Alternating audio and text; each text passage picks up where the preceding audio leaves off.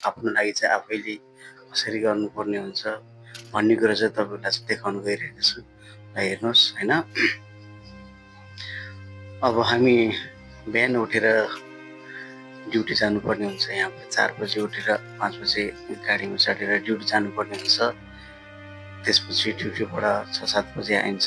6-7 बजे आइसकेपछि हामीले फेरि नुहाइधुवाइ गर्नुपर्ने हुन्छ। नुहाइधुवाइ गरेर यताउता गर्दाखेरि 8 बज्छ। 8 बजेपछि फेरि हामीले आफ्नो लागि चाहिँ खाना आफै बनाउनु पर्ने हुन्छ। अनि खाना चाहिँ अब ड्युटी गरेर सकिसकेपछि ल हेर्नुहोस् यहाँ देखाउँछु म कि मैले चाहिँ ड्युटी गरेर सकिसकेपछि मैले चाहिँ यसरी अहिले आएर नि खाना बसेर चाहिँ राखेको छु। ल हेर्नुहोस् अहिले चाहिँ यो भात हो होइन। अब भात बसालिसकेपछि अब सब्जी चाहिँ अब एकछिनपट्टि पछि काटकुट गरेर चाहिँ बसाउनु, काटकुट गरेर चाहिँ बनाउनु पर्ने हुन्छ। र यो चाहिँ हाम्रो किचन हो।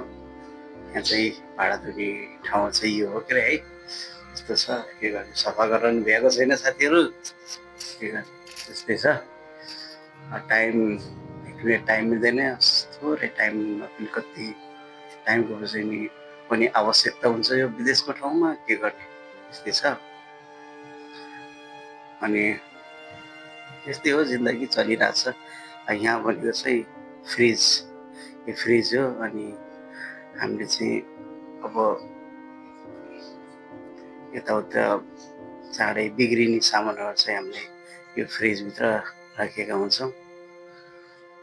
फ्रिजमा अब खोलेर हेरौँ भने के गर्ने त्यस्तो धेरै सामानहरू त छैन है। त्यही हो, स्टकमा धेरै सामान राख्यो भने राम्रो हुँदैन। स्टकमा बासी खाना खान पनि हुँदैन भन्ने हिसाबले मैले चाहिँ धेरै स्टकमा सामानहरू राख्दिनँ। र सकभर मैले चाहिँ हामीले चाहिँ बिहान प्रायः हामीले बिहान चाहिँ बासी खानै खानुपर्छ, किनकि अब बेलुका खाना चाहिँ बनाउनु पर्ने हुन्छ। अनि त्यो बिहान उठ्न पनि अलिक गाह्रो हुन्छ नि बनाउन, नि त्यही भएर चाहिँ हामीले बेलुकै बनाएर राखेका हुन्छौँ। अनि त्यसपछि कहिले कहिले चाहिँ म बिहान चाँडै उठ्छु, बिहानै बनाएर चाहिँ राखेको हुन्छु। त्यही हो, सबै ठिक छ है। ल, लाइक, सब्सक्राइब, कमेन्ट गर्न नभुल्नु होला है साथीहरू। ओके।